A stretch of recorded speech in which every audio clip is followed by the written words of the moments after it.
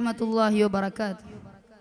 ബിസ്മില്ലാഹ് വൽഹംദുലില്ലാഹ് സ്വലാത്തു വസ്സലാമു അലാ അശ്റഫി റസൂലില്ലാഹ് വഅലാ ആലിഹി വസഹ്ബിഹി അജ്മഈൻ. അമ്മാ ബഅദ്.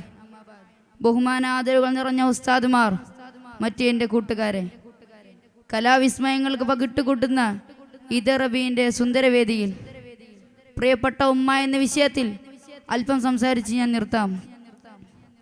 ബന്ധങ്ങൾക്കിടയിൽ കരിവാരിത്തേക്കപ്പെടുന്ന പുതിയ കാലത്ത് മക്കളും മാതാപിതാക്കളും സഹോദരനും സഹോദരിയും മറ്റു അയൽപ്പക്ക ബന്ധങ്ങളെല്ലാം ചീഞ്ഞു നാറുന്ന പുതിയ കാലത്ത് പ്രിയപ്പെട്ട ഉമ്മ എന്ന വിഷയം അതിപ്രസക്തമാണ്. ഇസ്ലാമിൽ ഉമ്മ എന്ന മൂന്നക്ഷരത്തിന്റെ പ്രാധാന്യം നമ്മുടെ കൽബുകളിലേക്ക് തികട്ടി വന്നുകൊണ്ടിരിക്കുന്നു. ഉമ്മയുടെ കാലിനടിയിലാണ് സ്വർഗം എന്ന നബി വചനം, അതാണ് നമ്മെ ഉയർത്തി കാണിക്കുന്നത്. ഉമ്മയുടെ കൽപ്പനകൾ അംഗീകരിച്ച് അവർക്ക് കീഴൊതുങ്ങുമ്പോഴാണ് നിങ്ങൾക്ക് സ്വർഗം ലഭിക്കുന്നത് എന്ന ഉണർത്തലാണിത്. ഉമ്മയെ കേൾക്കാതെ അനുസരിക്കാതെ എത്ര അമലുകൾക്കും നമ്മെ സ്വർഗത്തിലെത്തിക്കാൻ കഴിയില്ല. ഇതുകൂടെ ചേർത്തി വായിക്കേണ്ടതുണ്ട്. അമലുകളേറെ ചെയ്ത് ജനവാസം ഒഴിഞ്ഞ മലമുകളിൽ ഇലാഹി ജ്ഞാനത്തിൽ കഴിഞ്ഞ മഹാന്റെ അടുക്കലേക്ക് വിശേഷം തിരക്കിയെത്തിയ മാതാവിന് തന്റെ മകനോട് സംസാരിക്കാൻ കഴിയാതെ വന്നപ്പോൾ കണ്ണീര് കലർന്ന പ്രാർത്ഥന കാരണം ആ മകൻ വ്യഭിചാരകൻ എന്ന് പരിഹസിക്കപ്പെടുകയും സമൂഹത്തിന്റെ ആക്രമണങ്ങൾ കിരിയുകയും ചെയ്തു എന്നത് ആ ഉമ്മയുടെ വെറുപ്പ് നേടി എന്നതായിരുന്നു.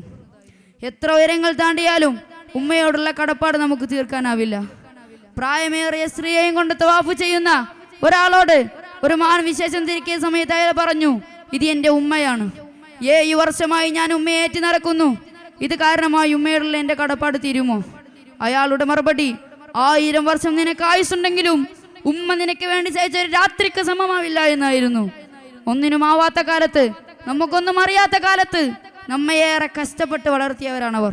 നോക്കൂ, ന്യൂജൻ സമൂഹം താനൊന്ന് വലുതായി എന്ന് തോന്നുമ്പോൾ തന്നെ മാതാപിതാക്കളെ വൃദ്ധസദനത്തിൽ കൊണ്ടു തള്ളുന്നു. ഇതല്ല നബി പാഠം. താൻ കഷ്ടപ്പെട്ട് ഉയർത്തി ഉണ്ടാക്കിയ തൻ്റെ വീട്ടിൽ നിന്ന് മാതാപിതാക്കൾ ഇറങ്ങാൻ പറഞ്ഞാൽ ഇറങ്ങിക്കൊള്ളണമെന്നാണ് നബി ഓർമ്മപ്പെടുത്തുന്നത്. എന്തിനേറെ തൻ്റെ തോകന വസ്തുമായി മാതാപിതാക്കളെ ഉപയോഗിക്കുന്ന കെട്ടകാലമാണിത്.